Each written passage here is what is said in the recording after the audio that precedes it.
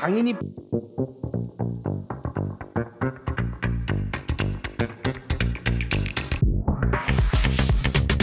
자, 일단 이때 선발 라인업 보시면은 지금과 크게 다르지 않았었죠. 김승규가 골키퍼로 나왔고요. 네. 서령우 오른쪽, 정승현, 김민재, 이기재 나왔고, 박용호, 황인범 그대로 나왔고요. 이재성 오른쪽, 황희찬 왼쪽, 그쵸. 손흥민, 조규성. 이강인이 없다. 이때 아마 요것만. 부상이었을 거예요. 네. 햄스 부상이라든가 무릎 불행이었나 하여튼 부상이어가지고 이강인이 없던 상태로 이재성에게 어떻게 보면 오른쪽 윙에서 이강인의 역할을 맡겼던 그 경기입니다. 그리고 사우디의 라인업을 한번 살펴보자면은 알도사리, 그다음에 칸노, 그리고 나머지 선수들은 뭐 대충 하고 가리브 요 세 명의 선수들이 상당히 위협적이고, 나세르 알도사리 이 친구도 왼쪽 윙백으로 나오는데 상당히 위협적인데 지금 포메이션이 포백이에요. 그래서 이때는 아직까지 만치니의 축구가 확실하게 정립되지 않은 상황이었다. 요때는 그거죠. 만치니가 이제 막 부임했을 때이기 두 때문에 경기째였어요. 그냥 만치니한테 만치니가 이랬던 거예요. 너네 원래 하던 식으로 한번 해봐라. 선수도 알아보고. 한번 경기 한번 보여달라.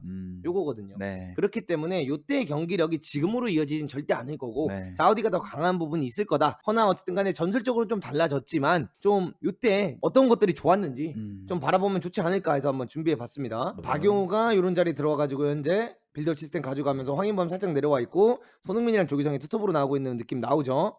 그리고 요런 이제 롱볼들을 통해서 계속 우리가 공략을 하려고 했던 장면들. 이거 조규성 아시안컵에서도 그대로 나오고 있는 장면이에요. 네. 그러니까 이런 식으로 사우디가 전방 압박을 해 나올 거라는 거예요. 네. 물론 이번 대회 영상은 아니기 때문에 이때랑 지금이랑은 완전 다르겠지만 이런 식으로 전방 압박을 사우디가 안 나오지 않을 거라는 거예요. 그래서 이렇게 전방 압박을 나오게 되면 서령우가 여기서 볼 터치만 잘했더라면, 아니면 서령우나 김태환이 안으로 들어가 주면서 이강인이 이 공을 받게 된다면 우리가 흔히 원하는 이 손흥민의 움직임, 손흥민이 뒷공간 침투할 때 넣어줄 수 있는 그 공간이 많아진다는 거죠.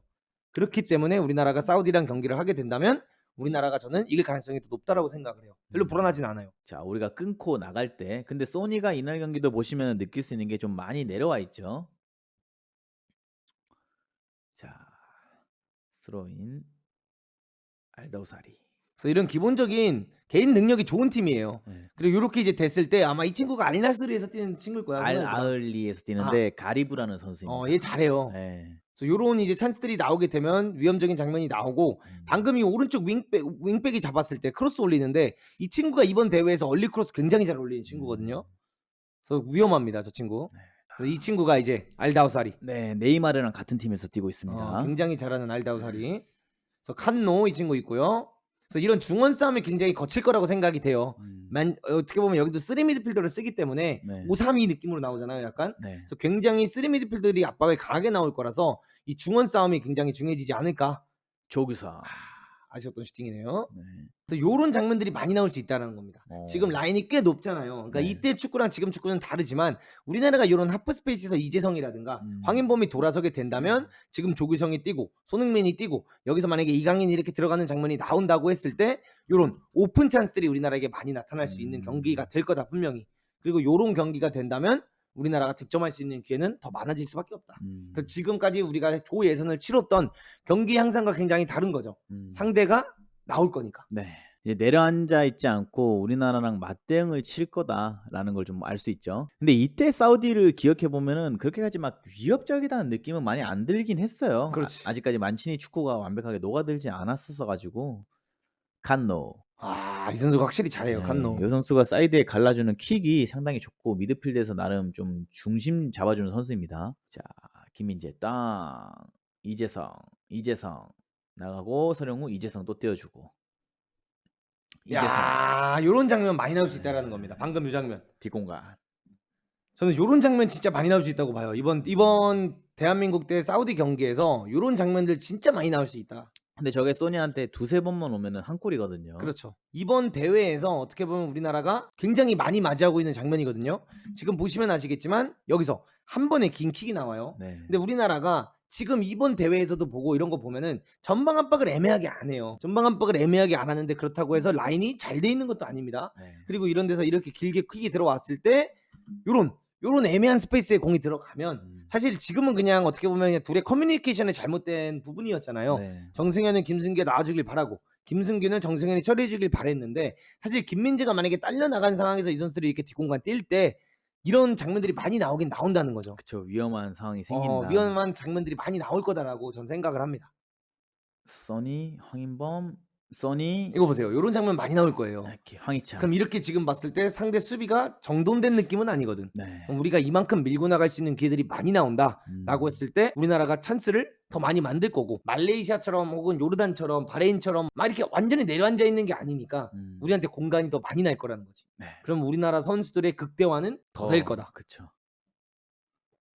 그 황희찬이 선발로 나올 확률도 충분히 있습니다. 요번에. 전 높다고 봐요. 예, 뭐 후반전 한 70, 80분까지 뛰고 나가는 한이 있더라도 선발로 나올 확률이 굉장히 높다. 근데 이때는 만치니가 크게 지실 많이 안 했어요. 그냥 관찰하는 그냥 시간이죠. 이 선수들이 어떤 선수들인지 네. 보는 시기였죠. 그쵸. 지금 보시면은 사우디가 굉장히 앞으로 나오면서 축구 많이 하죠. 그리고 이 팀도 이제 빌드업을 이렇게 가져갈 거기 때문에 요런 수싸움들 굉장히 많이 필요할 거고, 네. 이강인의 수비 가담도 아마 많이 필요한 경기가 전 될 거라고 생각을 해요. 그쵸. 해줘야죠, 수비를. 수비를 진짜 많이 해줘야 되는 경기가 될 거라서 이 클린스만 감독이 이 짧은 시간 내 안에 양쪽 윙백이 많이 올라가잖아요. 양쪽 윙백이 이렇게 많이 올라가면 그만큼 우리나라 풀백들이 수비해야 되는 경향이 되게 많아져요. 근데 우리가 여러분들 지난 경기, 우리가 어젯밤에 봤었던 토트넘 경기를 보면 좀 느낄 수 있었던 것 중 하나가, 존슨은 윙 뛸 때 많이 안 내려왔어요. 네. 베르너 쪽은 많이 내려갔는데 존슨 쪽에선 많이 안 내려왔거든요.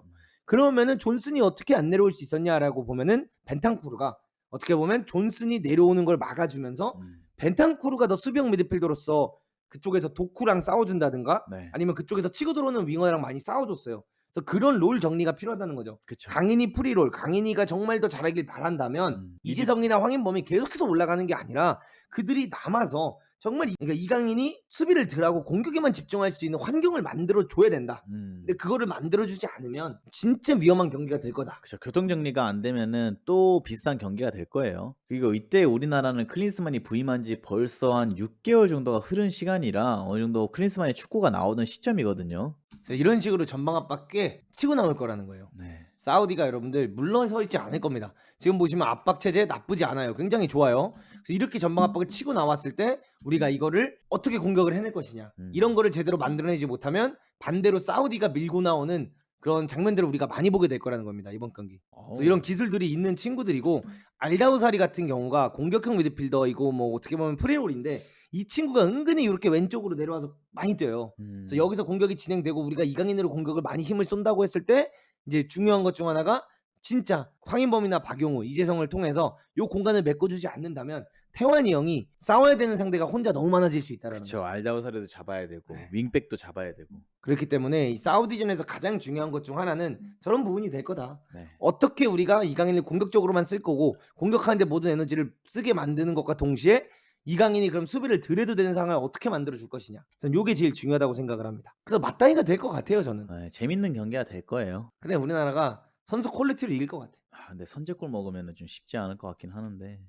근데 왜냐면 사우디랑 태국 경기 보시면 아시겠지만 태국이 은근히 찬스 많이 만들어냈어요. 그쵸. 역습에서. 네, 역습으로 태국이 찬스를 많이 만들어냈기 때문에 우리나라가 저는 사우디한테 질 것 같지는 않고, 사우디가 작정하고 만약에 내려서는 축구를 한다라고 하면 양상이 달라지겠죠. 근데 난 사우디가 본인들이 이번 아시안컵에서 보여줬던 축구, 본인들이 추구하는 축구를 만약에 한다라고 보면 저는 우리나라가 이길 것 같습니다. 지금 이때랑 현재 아시안컵 우리나라 때랑 달라진 게 없어요. 그쵸. 이강인이 많이 오른쪽 윙 달라졌는데. 뛰고 있는 거 빼고는 네. 달라진 게 없어요. 체제가 똑같아요. 쫓기다 걷어내고. 그러니까 이런 상황들 많이 나오면 안 된다는 거야. 네.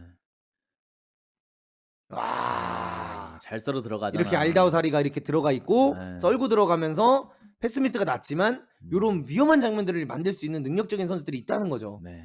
그리고 압박을 보면 이때 전술이 입히지 않은 상태인데도 체계적이에요. 그쵸. 느나르의 축구였죠. 르나르의 축구가 입혀져 있는 상태인데 굉장히 체계적으로 공격을 나온다. 허나 이렇게 공격을 많이 나오는 만큼 우리도 카운터 어택을 칠 수 있는 상황들이 많이 나오는데, 그래서 여기서 정말 중요한 것 중 하나가 저는 조규성 선수가 톱으로 나왔을 때 가져올 수 있는 장점이 많이 죽는다. 이렇게 바라봅니다. 스피드함이 좀 필요한 공격수가 필요하다. 그래서 저는 이런 장면들에서 방금 우리가 본 것처럼 막 서로 맞다이를 치는데 우리가 반대로 카운터를 땄어. 이렇게 땄을 때 손흥민이 됐든 누가 되든 가지고 올라갔을 때 결국 요 가장 윗선에 있어야 되는 선수는 손흥민이거나 황희찬이어야 된다는 거예요. 다른 선수가 이 위에 있어야 된다는 거죠. 해결을 좀 해줄 해결을 수 해줄 있는. 수 있는 선수. 음. 그래서 나는 황희찬이 90분을 다 뛸 수 없는 상황이라고 한들 나는 황희찬을 선발을 내보내야 된다고. 근데 저는 개인적으로 이번에 자구형이 골도 넣었고 클린스만 감독이 자구형 선수를 좋아하는 것 같아서 자구형 왼쪽에 황희찬 톱 가능성이 있다고 봅니다. 그다음에 손흥민은 손흥민 톱으로 아래쪽에 나올 것 사사이 같아요. 나온다고 또? 네, 또 나올 것 같아요. 아, 그건 안 돼요. 근데 클 감독님은 그렇게 나올 것 같아요. 내가 우리나라가 이길 수 있다는 가정하는 네. 투톱이 아닐 가정하긴 해. 아, 그래요? 그러면은 그 황희찬이랑 누구랑 톱에서 뛰어야 되나요? 황희찬 혼자. 아, 원톱. 원톱 황희찬에 그럼 공미 이재성. 왼쪽 윙에 손흥민, 네. 오른쪽에 이강인. 네. 그 다음에 공미 이재성을 두고 공미 이재성이 침투 많이 하기보다는 공미 이재성이 살짝 이강인의 수비 부담감을 덜어줄 수 있는 공미 이강인. 그리고 박용우랑 황인범 둬서 박용우를 조금 더 강인이 쪽에 두고 황인범을 왼쪽에 둬서 손흥민 도와주게끔 하는 게 난 맞다고. 그러면 난 우리나라가 이길 수 있다고. 근데 스포포트 나올 거예요. 그런 생각까지 안 할 거예요. 그냥 버퍼2 해가지고 황희찬 돌아왔으니까 희찬이 톱. 그다음에 황희찬 선수랑 조규성 선수 투톱일 수도 있고. 희찬 황. 근데 확실히 이강인이 없는 경기가 여러분 좀 차이가 느껴지시죠? 아니 공격적인 역할은 어마어마하지 이강인이. 그렇죠. 뭔가 볼이 왔을 때 흔들어 주면서 공간 패스 넣어주는 선수가 지금 없잖아요.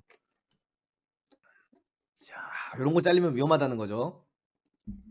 이런 장면에서 잘렸을 때 굉장히 위험해질 수 있는 상황들이 많이 나올 거다. 이번 아시안컵이기 때문에 친선 경기가 아니기 때문에 그 쫑싸움이나 이런 거 잘해요 이 친구들도. 네, 실력이 있는 선수들이라. 야, 오, 야, 저러면 이제 못 뛰는 거예요 다음 경기. 시그니 뭐 저런 태클을 만약에 우리가 16강에서 둔다, 옐로 카드가 있다, 그 선수는 못 뛰는 겁니다. 그쵸. 네, 8강 못 뛰어요. 음, 그래서 이 선수 13번 이 선수가 아마 똑같이 뛰지 않냐? 알더사리. 아니 13번. 이름 똑같아요. 제 빠마사리도? 네. 저 친구 뛰잖아 맞지? 네. 저 친구가 굉장히 높게 올라가요 저렇게. 지금은 빡빡인데. 저렇게 굉장히 높게 올라가고 올라가는 자리마다 알다우사리가 또 내려가지고 그 공간에서 포켓을 먹고 네. 칸노가 또 그쪽에서 공격 이렇게 진행 많이 해주고. 반대 전환기. 그래서 우리나라도 오른쪽으로 이강인을 통해서 공격을 많이 해야 되는데 얘네들도 왼쪽으로 힘주면서 은근히 많이 들어온단 말이야. 그럼 이강인 선수가 수비를 더 많이 해야 될 확률도 있겠다. 그니까 그래서 나는 왼쪽에 손흥민을 놓고 손흥민의 그런 뭔가 빠름과 연륜으로 여기서 좀 짬을 끌어주는 게 되게 중요할 거라고 생각을 하고 이재성이 이렇게 들어와서 공미에서 이강인이 수비를 좀 덜 할 수 있는 환경 만들어주고 양쪽에서 다 같이 흔들어줘야 된다. 그리고 박용우가 이쪽에 서서 이 알다우사리가 내려오는 요 포켓을 박용우가 막아주면서 뭔가 이쪽에서 끝낼 수 있게끔. 그럼 강인이가 공격에 치중하다 보니까 수비를 덜 하게 된다면 어디로 오냐면 여기로 오는 거야 이렇게. 이쪽으로 이렇게 내려와주고. 그리고 거기서 이제 역습에 공을 받았을 때 딱 받아가지고 돌아서서 반대편의 패스. 소니와 가운데 있는 황희찬을 보고 스루 패스. 밀어넣어줄 수 있는 환경을 만들어야 된다. 이런 거 들어가면 이제 작살 나는 거예요. 네. 야, 이것도 사실상 한 골이랑 맞바꾼. 그래서 요거예요, 여러분들. 지금 보이시는 요 장면. 우리가 방금 실점은 안 했지만 우리가 조심해야 되는 장면이 진짜 이 장면이에요. 빌드업 가져갈 때 칸노 내려와서. 이렇게 내려와서 플레이메이킹 해주고 그다음에 알다우서리가 이 공간에 와주면서 끌어내고. 자기들이 끌어내주고 이 끌어냈을 때 이런 사이에 뛰어들어가는 김민재도 끌려 있잖아요. 네. 이선 침투 그리고 반대편에 지금은 이 시스템과 좀 다른 게 원래 이 오른쪽 윙백이 여기까지 와 있을 거예요. 네. 그럼 두 명이나 뛰어들어가고 있는 시스템이 만들어질 거기 때문에 더 위험하다는 거죠. 그래서 요것도 사실상 실점을 안 한 게 정말 다행인 장면이죠. 네. 그리고 여기서 이제 보면 좀 느낄 수 있는 것 중 한 가지가 뭐가 있습니까? 김민재의 위치 한번 봐보세요. 김민재가 지금 내려가는 상황에서 어디 보죠? 뒤에 보죠. 뒤에 보죠. 여기 선수가 많으니까. 네. 근데 지금 보세요. 김민재가 여기 서 있어요. 네. 근데 이거 봐. 김민재가 지금 어디가? 벗어나고 있죠. 왜 벗어나? 결국 여기서 크로스는 뒤로 올 거다. 일로 올 거다라고 생각하면서 김민재가 자리를 벗어난단 말이에요. 네. 그러니까 이게 내가 생각하는 우리나라 수비의 가장 좋은 점이기도 하지만 가장 아쉬운 점이야. 그러니까 만약에 믿고 맡겨야 되는 거거든. 그렇죠. 근데 김민재 선수가 모든 걸 다 하려고 하다 보니까 자기가 있는 자리를 이탈하게 되고 그 자리에 또 누군가가 들어와서 공격수로서 골을 넣을 확률이 높아지는 거죠. 그래서 요런 게 굉장히 조심해야 되는 부분 중 하나라고 나는 생각해요. 수비는 조직력이고 정말 정교해야 되거든요. 그래서 요거를 클린스만이 정리 정도는 했어야 된다는 거예요. 우리가 카운터를 당할 때 임범이나 박용우가 이런 위치까지 내려오는 게 아니라 확실하게 이렇게 세컨 미드필더들이 뛰어들어오는 요 움직임을 우리 미드필더들이 진짜 잘 잡아줄 수 있게끔 환경을 조성해주지 않으면 이거는 힘들어질 수 있다라는 거지. 그러니까 김민재가 책임감이지. 김민재 선수가 모든 걸 다 하려고 하면은 오히려 역효과가 날 수가 있다. 너무 많은 짐을 질 필요는 없다. 그 공격에서도 똑같은 거지. 이강인이 자기가 다 하려고 하면 그게 오히려 역효과가 날 수 있다. 근데 어차피 스만이 형은 동선 정리 안 할 거고 스만이 형은 어차피 경기 시작하기 전에 뭐라 그럽니까? 규성아 열심히 해라. 이러면 된다. 어. 네가 오늘 골 넣으면 된다고 규성이 형 선발 내보낼 것 같긴 해. 어깨 두드려주면서. 이날 조규성이 골 넣었어. 지금 보면 제대로 된 공격 한 번은 못해요. 근데 내가 왜 우리나라가 사우디에 이길 것 같냐라고 하면은 그러니까 이래서 맨 위에 있는 선수가 손흥민이나 황희찬이긴 해야 돼. 지금 방금 장면 보면 빠져나가잖아요, 여러분들 이렇게. 우리가 이렇게 공격을 하고 빠져나가니까 요 빠져나가는 선수가 빨라야 돼요. 무조건 사우디전은. 속도감이 있어야 돼. 무조건 빨라야 돼요. 상대가 위협을 좀 느껴야 되거든요. 그래야 더 못 밀고 나와요, 얘네들도. 어우, 잘 봤다. 능력이 있는 팀이야. 이거 봐. 와. 밀고 나오죠. 근데 얘는 나 이때 사우디도 되게 못했다고 생각했는데 지금 경기를 이렇게 다시 돌아보니까 못하진 않아요. 이때 사우디가 못하진 않았네 생각보다. 맞지? 선수들 개인 기량이 나쁜 팀은 아니죠. 좋은 플레이. 그러니까 요 장면입니다. 자 보세요. 이때랑 지금이랑 다르긴 합니다. 근데 지금 보면은 선수들이 굉장히 티키타카를 잘해서 잘 풀어나와요. 네. 보세요. 상대의 공격을 잘 막아서 황희찬이 지켜주고 여기서 빠르게. 하나 둘 다시 빌드업해서 하나 툭 둘 툭 잘 빠져나가죠. 와우, 넣어야 돼. 이때 이거야. 손흥민이 만약에 여기서 만들었어. 네. 해서 공이 이렇게 살아나왔어. 네. 이게 뛰어 들어가는 게 황인범이 됐든 이재성이 됐어. 네. 혹은 뭐 서령우가 됐어. 네. 이때 이 뛰는 선수가 손흥민이거나 황희찬이야. 그러니까 무조건 빠른 선수여야 돼. 조규성 선수가 아니라. 왜냐면 상대가 이렇게 밀고 나오니까. 무조건 여기 빠른 선수여야 돼. 근데 이 속도면 이게 넣기가 되게 애매해진다는 거죠. 골키퍼도 나오고 있을 거고. 골키퍼도 나오고 있을 거고. 그럼 여기 공격이 죽을 거라는 거야 이렇게. 난 그래서 원톱으로 가야 되고 손톱이나 황톱을 가야 되는데 황희찬이 컨디션이 많이 안 좋잖아. 네. 그러니까 차라리 손흥민 선수가 왼쪽 윙을 가서 조금 더 수비 가담도 해주고 많이 뛰어주면서 황톱이 나는 좀 에너지 아끼면서 요럴 때만 에너지 쓸 수 있게 만들어주는 게 난 중요하다. 그래서 나는 황톱인 거야. 그래서 대한민국이 가지고 나와야 되는 라인업. 조현우 선수가 나오면서 아까 우리가 그나마 좋았던 장면이 후방 빌드업. 김승규로부터 빌드업을 해서 황희찬이 풀어가지고 이렇게 공격했던 장면에서 카운터가 나오는 건데 네. 조현우 선수가 나오면 사실 사우디가 제대로 각 잡고 압박 나오면 그쵸. 그런 장면 나오기 쉽지 않거든. 어렵죠. 그래가지고 그게 좀 걱정이긴 해. 네. 그래서 저라면 어떻게 라인업을 들고 나오냐. 김태환 오른쪽 백 네. 나오고요. 정승현 가운데. 김영권 선수 대신에. 그 다음에 김민재 네. 왼쪽 나오고 김진수. 상관없어요. 그러니까 이 선수들이 90분을 못 뛰는 거 전혀 중요하지 않아요. 지금. 일단 선발 라인업. 선발로 나와야 돼요. 김진수 왼쪽에 나와야 됩니다. 60분밖에 못 뛰더라도 먼저 잘하는 선수가 뛰는 게 맞다 봐 나는. 그리고 힘들 때 영우를 넣든 누구를 넣든 하더라도 김진수가 나오는 게 맞다 봐. 그 김진수 나오고 박용우를 나는 넣을 것 같아요. 이쪽에. 오른쪽에. 박용우를 오른쪽에 넣고 조금 더 수비적인 거 역할 맡기고 그다음에 황인범을 왼쪽에 네. 이런 식으로 전 넣을 것 같고요. 손흥민 선수를 왼쪽 윙에 전 둡니다. 왼쪽 윙에 손흥민 넣고 오른쪽에 이강인 넣고 이재성을 공미에 넣는데 우리가 이제 빌드업을 가져가 공격을 가져가 그러면은 이재성이 이제 이강인이 공을 이렇게 잡잖아. 이강인이 이렇게 공 잡으면 이재성이 원래 이런 걸 띄워줘야 되잖아. 그렇죠. 이제 이재성이 이런 걸 띄워주는 걸 나는 원치 않아. 그럼 어떤 걸 해야 되죠? 그냥 이재성은 여기 공격형 미드필드 자리에서 받쳐주는 역할을 해주는 게 낫다고 봐. 왜요? 왜요? 왜냐면 이재성이 만약에 이강인이 공을 잡았을 때 네. 이재성이 이거를 이렇게 나가게 된다 네. 라고 했으면 공간이 열릴 수는 있어. 네. 근데 그러면 이제 결국 이강인이 드리블을 칠 거고 네. 황희찬한테 연결을 했어. 네. 근데 요 장면에서 결국에는 만약에 공이 뺏기게 돼. 네. 턴오버가 일어났을 때 황해범도 올라가고 손흥민 벌려 있을 거 아니야. 그다음에 태현 형도 어느 정도 올라와 있을 거고. 네. 요런 장면이 돼가지고 얘네들이 반대로 칸노라든가 이런 애들이 벌리고 네. 칸노라든 애들이 이렇게 알다우사리. 벌리고 네. 알다우사리 같은 애들이 이렇게 벌리면서 네. 이 윙백이 이렇게 오버래핑 나가는 장면 나오잖아. 네. 그다음에 여기서 이제 공격수 있을 거고 상대편도 이렇게 있을 거 아니야. 네. 요런 장면이 나왔을 때 결국 강인이가 내려가 주는 역할을 되게 많이 해야 돼. 그럼 결국 이강인이 힘을 많이 뺄 수밖에 없어. 수비할 때. 근데 이번 경기는 다이다이기 때문에 네. 그만큼 우리가 공격을 많이 해야 돼. 네. 그래서 나는 차라리 이강인이 여기 그대로 있어주고 이재성이 그냥 요런 데서 링커 역할 해주면서 이강인이 혹여나 우리가 아니면 공격을 하다가 공이 뺏겼을 때 그냥 이재성이 바로 내려와서 일단 바로 직접적인 공격을 못하게끔 저지하는 수준 만들어주고 김태환 복귀하게 되면 자연스럽게 이재성이 살짝 오른쪽으로 나가고 박용우 와주고 황인범 이렇게 와주고 손흥민 좀 내려와 주면서 이강인이 살짝 이렇게 안으로 들어와서 차라리 강인이가 우리가 다시 수비하는 장면 나왔을 때 우리가 공을 잘라. 카운터. 그럼 이럴 때 오히려 강인이한테 공이 투입이 돼서 강인이가 공 잡고 황희찬이 돌아나가고 손흥민 나가는 거 보고 볼 넣어줄 수 있는 역할을 하는데 에너지를 더 많이 썼으면 좋겠다. 오히려 공격하는데 좀 더 힘을 많이 쏟게. 그리고 앞에서 에너지를 전방 압박을 한다든가 이런 수비하는데 에너지를 많이 써야지 이 백코스 하는데 에너지 많이 쓰게 하면 난 이도저도 안 나올 거라고. 우리 공격력이 그만큼 어. 약해진다. 왜냐면 강인이는 결국에 우리나라 공격을 책임져야 되는 선수가 맞아. 플레이메이커죠. 플레이메이커고 우리나라의 공격을 이끄는 선수가 맞기 때문에 이강인이 이 자리 나와야 되는 건 난 맞다고 봐.